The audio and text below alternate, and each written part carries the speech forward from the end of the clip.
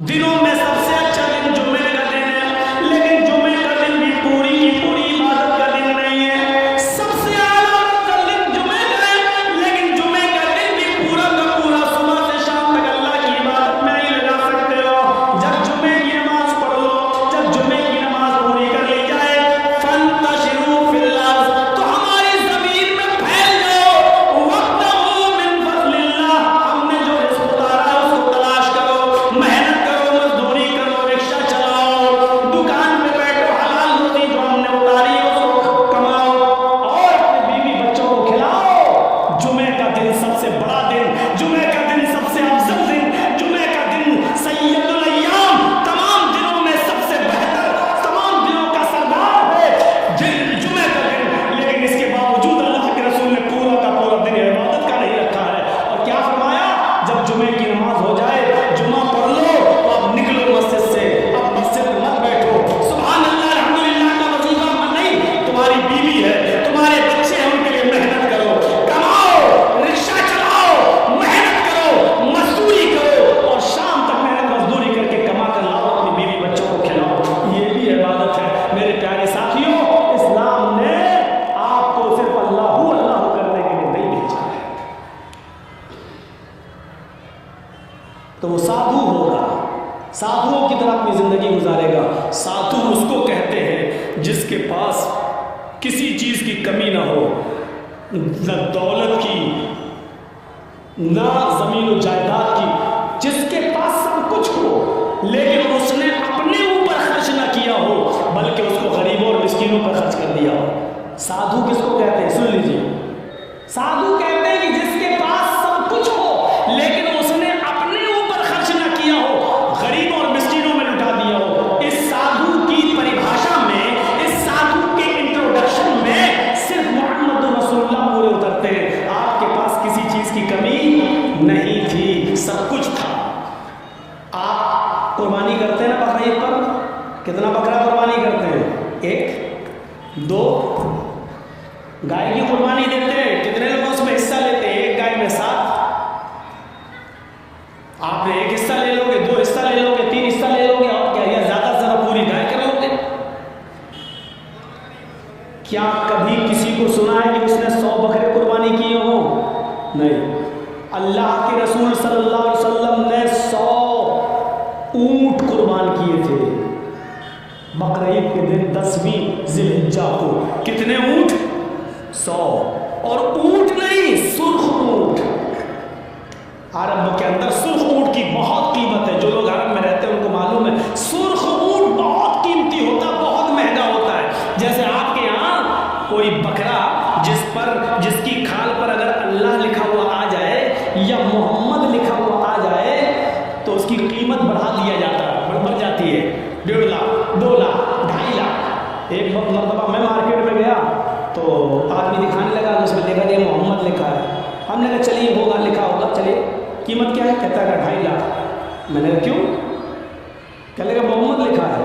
मैंने कहा अच्छा ऐसा करो कि बकरा मुझे दे दो, जितने का है खाल में तुम्हें दे दूंगा।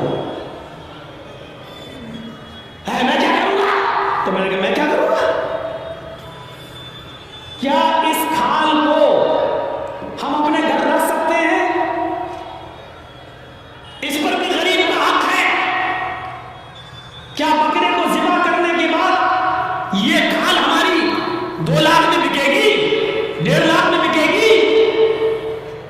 कहता तो मैं नहीं जानता, मोहम्मद लिखा है 2.5 लाख का बकरा है। मैंने कहा मैं कह तो रहा हूं कि खाल तू बेच देना, जितने की बिके, बकरा 10,000 में हमें दे दे, 12,000 में हमें दे दे। कहने लगे जाइए मौलाना साहब आप हमारा रेट क्यों मुँह कर रहे हो? लोगों ने एक फजूल की बहस बढ़ा दी, इसका अल्लाह लिखा तो इसकी कीमत बढ़ गई, मोहम्मद लिखा तो इसकी कीमत, जिस पर ये चीजें लिखी हुई हो और कम कर दो उसकी कीमत। मेरे भाइयों, किसी हदीस में नहीं आया कि जिस बकरे पर अल्लाह लिखा हो तो उसको इतने रुपए में खरीदो, और लिखा होता नहीं है, वो हमें और आपको उसका एक नक्श दिखाई देता है। बस ये अलिफ बाल ये लाम पूरी तरीके से देखा जाए तो पूरा लिखा हुआ भी नहीं होगा, उस पर तशदीद बनी होगी, फिर उस पर खड़ा अलिफ होगा, फिर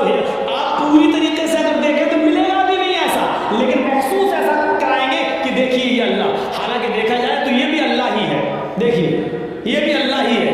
الف، یہ الف ہو گیا نا، اور لام کیسا ہوتا ہے؟ یہ لام ہوا، پھر ایک اور لام ہوا، پھر یہ اس کے اوپر کا الف اور یہ ہے. تو دیکھا جائے یہ کیا ہے؟ اللہ ہی ہے. اگر آپ اس پر روشنائی لگا دیں پورا اور پھر اس کو آپ یہ دائنے ہاتھ کو اس طریقے سے دیوار پہ چھاپ دیں تو آپ دیکھیں گے عربی میں اللہ ہی لکھا ہوا نظر آئے گا. اللہ ہی لکھا ہوا نظر آئے گا. اب بتائیے جب اللہ لکھا ہوا نظر آئے گا تو ہم کیا مانیں؟ اب اس ہاتھ سے آدمی شراب بھی پی رہا ہے، اب اس ہاتھ سے آدمی جوا بھی کھیل رہا ہے، اس ہاتھ سے غلط چیزوں کو بھی پکڑ رہا ہے. تو ان چیزوں سے حیثیت نہیں بڑھ جاتی ہے؟ سادھوؤں کی طرح اللہ کے رسول کے پاس سب کچھ تھا لیکن کوئی چیز آپ نے اپنے اوپر خرچ نہیں کی. تاریخ بتاتی ہے 100 اونٹ ہمارے پاس اگر 2 جانور بھی آ جائیں قربانی کے لیے تو آج ہم 10ویں کو کرتے ہیں اور دوسرا بکرا 12ویں کو کریں گے. کیوں؟ میری بیٹی آئے گی، میری بہن آئے گی، میرے رشتے دار آئیں گے. دوسرا بکرا ہم 12ویں تاریخ کو کریں گے اپنے رشتے داروں کو دعوت دینے کے لیے. لیکن اللہ کے رسول نے 100 اونٹوں کی قربانی کی اور ایک ہی دن کی 10ویں تاریخ کو. میں یہ نہیں کہہ رہا ہوں 11 کو نہیں کر سکتے ہو، 12 کو نہیں کر سکتے ہو، 13 کو نہیں، میں منع نہیں کر رہا ہوں، جائز ہے. کل ایام التشریق ذبح، ایام تشریق کے سارے دن قربانی کے دن ہے، میں منع نہیں کر رہا ہوں. لیکن اللہ کے رسول نے 11ویں اور 12ویں کو اور 13ویں کو قربانی نہیں کی. آپ نے 100 اونٹ بھی ذبح کیے تو 10 کو کیے ہیں 100، اور گوشت سارا کا سارا تقسیم کر دیا. آپ نے اپنے پاس کچھ نہیں رکھا. جگجیت صاحب شادی سے پہلے کس پہ سوتے تھے؟ دری پر، چٹائی پر. جگجیت صاحب کی شادی ہو گئی، جہیز میں ڈبل بیڈ مل گیا، مسہری مل گئی، بستر مل گیا. شادی کے بعد ہماری سونے کی سٹائل بدل گئی، چلنے کی سٹائل بدل گئی. جگجیت صاحب سائیکل پہ چلتے تھے، اب بائک پر چل رہے ہیں. بڑے آدمی ہیں، 4 ویلر بھی دلی ہوگی ہو سکتا ہے سسرال والوں نے، اب 4 پہیے کی گاڑی پہ چل رہے ہیں. رہنے کی سٹائل بدل سکتی ہے لیکن محمد رسول اللہ 25 سال کی عمر میں جب 40 سال کی ایک بوڑھی عورت خدیجہ سے نکاح کرتے ہیں. خدیجہ عرب کی بہت بڑی دولت مند اور رئیس خاتون تھی. جب اللہ کے رسول کی شادی ان کے ساتھ ہوتی ہے تو خدیجہ اپنے ساتھ سارا مال بھی لے کے آتی ہے.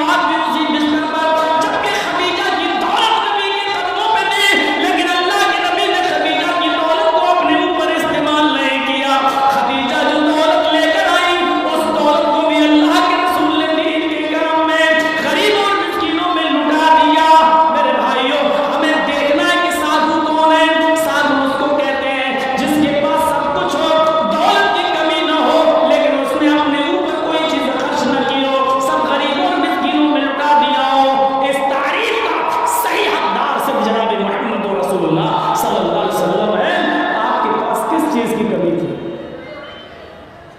لوگ کہتے بہت غریب تھے یہ تھے، نہیں، اللہ کے رسول سے زیادہ کوئی امیر تھا؟ اللہ نے کہا تھا کہو تو اس پہاڑ کو ہم سونے کا بنا دیں، اور یہ بہت پہاڑ جب سونے کا بن جائے تو جہاں چلے یہ پہاڑ بھی آپ کے ساتھ چلے. لیکن اللہ کے نبی نے اللہ تعالیٰ کے اس فرمان کو، اس گزارش، اللہ تعالیٰ کے اس حکم کو نافذ ہونے کے بعد منع کر دیا کہ نہیں، اے اللہ مجھے دنیا میں آرام نہیں، سونا نہیں چاہیے، چاندی نہیں چاہیے، بلکہ آپ نے فرمایا اللہم اجعلنی فی حیاتی مسکینا، اے اللہ دنیا میں مجھے جتنے دن زندہ رکھ، مسکین بنا کے زندہ رکھنا. اے اللہ جب مجھے موت آئے تو حالت مسکینی میں مجھے موت آئے، اور اے اللہ کل قیامت کے دن جب میں اٹھایا جاؤں تو فقیروں میں اور مسکینوں ہی میں اٹھایا جاؤں. یہ اللہ کے رسول کی دعا تھی جبکہ اللہ تعالیٰ کو بہت پہاڑ کو سونے کا بنانے کے لیے تیار تھا.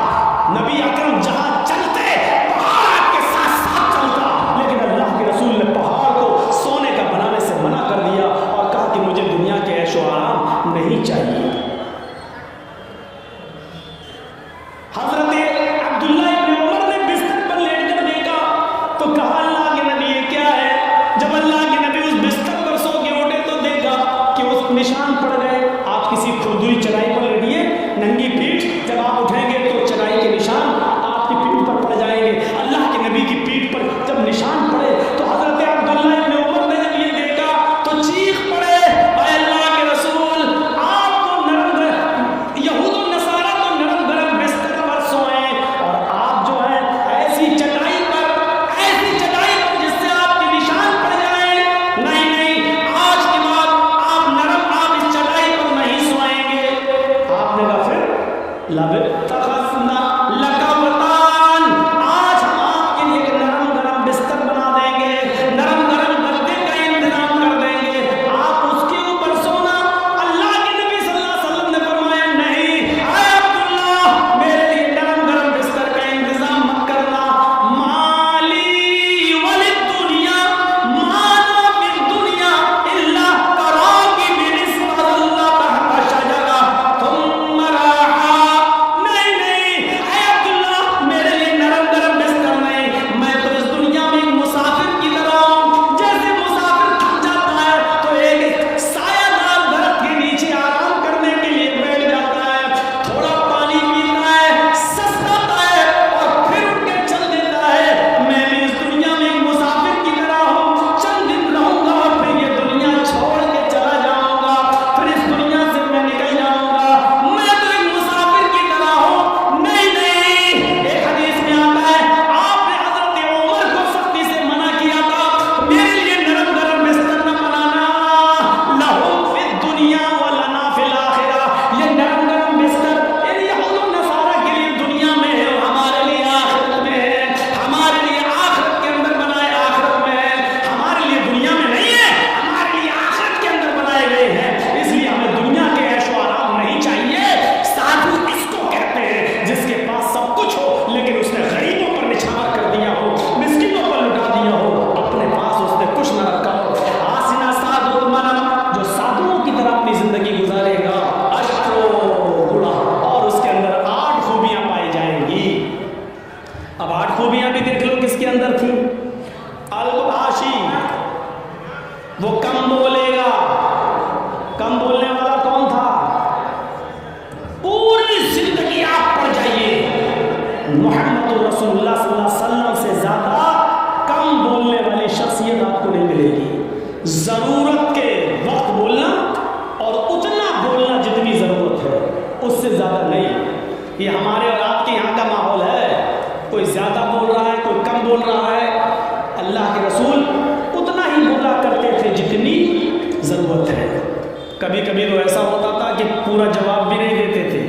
کم بولنے کا حال یہ تھا کہ ایک مرتبہ کچھ یہودی اللہ کے نبی کے پاس آئے. مسلم شریف کتاب السلام پڑھیے، چیپٹر. نبی اکرم کے گھر پہ آئے، دروازے کو دستک دی، اللہ کے رسول نے دروازہ کھولا.